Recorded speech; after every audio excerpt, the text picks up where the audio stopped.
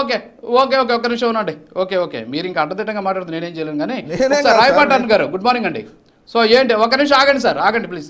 రాయపాటన్ గారు good morning అండి.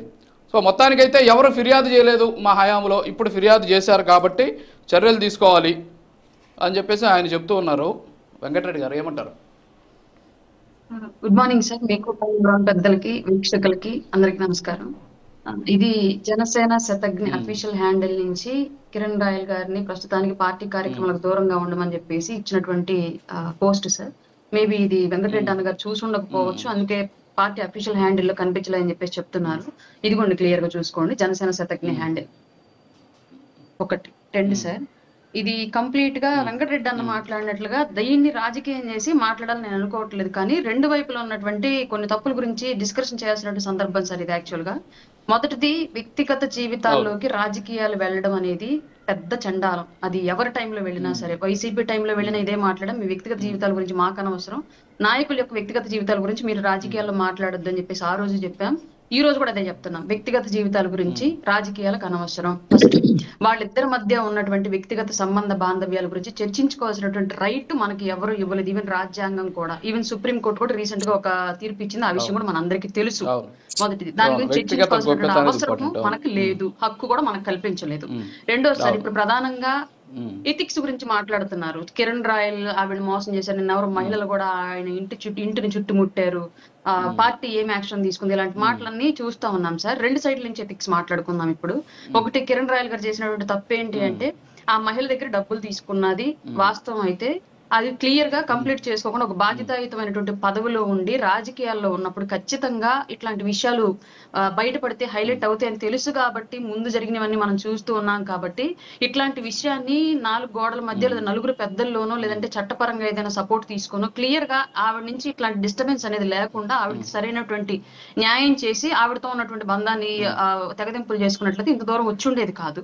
కానీ ఆయన పూర్తిగా ఒక రాంగ్ వేలో వెళ్ళారు. అది క్లియర్ గా ఆ ఆడియో కాల్స్ లో మాట్లాడినటువంటి భాషను బేస్ చేసుకుని మాత్రం నేను చెప్తున్నాను. ఒక మహిళని తను క్వశ్చన్ చేసినప్పుడు అట్లా ఆ భాషలో బెదిరించడం అనేది, అది నా పార్టీ అయినా ఇంకో పార్టీ అయినా ఇంకో పార్టీ అయినా ముమ్మాటి అది ఎవరైనా అంతే, ఎవరైనా. అవును అవును.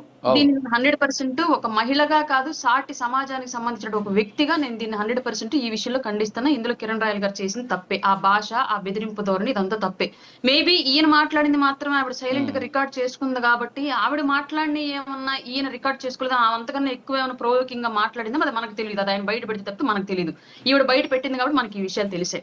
రెండోది సార్, నిన్నటి నుంచి YCP social media handles, YCP YouTube channels, YCP main media channels అన్ని కూడా ట్యాగ్ చేసి రాయపోటర్నా ఇప్పుడు మాట్లాడు, రాయపోటర్నా ఇప్పుడు ఎక్కడికి పోయా, రాయపోటర్నా నీ నోరు పడిపోయిందా, రాయపోటర్నా ఇప్పుడు బయటికి రావా అని చెప్పేసి మాట్లాడుతున్నారు సార్. నిన్నటి నుంచి నేను ఒకటే అడగాలనుకుంటున్నాను సార్, మహిళకు అన్యాయం చేశారు అన్నారు, ఏ విషయంలో అన్యాయం? డబ్బుల విషయంలో మహిళ ఏంది, పురుషుడేంది? దానికి సంబంధించి ఆవిడ లీగల్ గా ఫైట్ చేసుకోవచ్చు, కావాలంటే ప్రభుత్వం సపోర్ట్ కోరొచ్చు, లేదంటే చట్టం సపోర్ట్ కోరొచ్చు, ఆవిడ లీగల్ గా వెళ్ళమని చెప్పండి, దాన్ని మేము కాదనట్లా, కావాలంటే కేసు ఫైల్ అయ్యేలాగా మేము కూడా సపోర్ట్ చేస్తాం.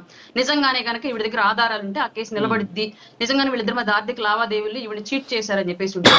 రెండో విషయం మాట్లాడతాను సార్, ఆల్రెడీ ఆవిడ మ్యారేజ్ అయ్యి భర్త ఉండి ఇద్దరు బిడ్డలు ఉన్న ఆవిడ ఈయనతోటి రిలేషన్ లో ఉన్నప్పుడు ఇంక అక్కడ న్యాయం ఎవరికి చేయాలి, ఎథిక్స్ ఎవరి గురించి మాట్లాడాలి? అక్కడ ఎథిక్స్ లేవనే కదా అర్థం అవుతుంది.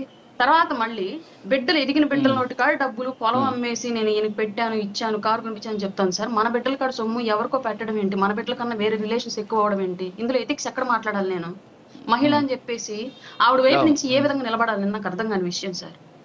ఒక మహిళ ఎక్కడన్నా మిస్టేక్ చేస్తోంది అంటే సహజంగా కుటుంబాన్ని పోషించుకోవడానికో తను నిలదొక్కోవడానికి ఇట్లాంటి సమస్యలు నేను సమాజంలో చూసా. కానీ ఇక్కడ రివర్స్ లో ఈవిడే లక్షలు తీసుకెళ్లి నేను ఆయనకి ఇచ్చాను, ఆయన నాకు తిరిగి ఇవ్వలేదు, మా ఇద్దరి మధ్య ఇట్లా రిలేషన్ ఉంది, నేను ఇక్కడ ఉన్న వేరే వాళ్ళతో ఇట్లా ఉన్నాడు. ఇదంతా సార్ నాకు అంటే ఒక మహిళ కాబట్టి వన్ సైడెడ్ గా వెళ్ళాలా, గుడ్డిగా నేను సపోర్ట్ చేయాలా, లేదంటే ఆవిడ చేసిన తప్పుల్ని మళ్ళీ నెక్స్ట్ వాళ్ళు చేయకుండా మాట్లాడాలా, ఇది రైటా అనేది కూడా నాకు చెప్పాలంటే నాకు నోరు రావట్లేదు. మీడియాలో ఉన్నాను కాబట్టి కొన్ని మాటలు మాట్లాడలేము సార్ క్లియర్ గా.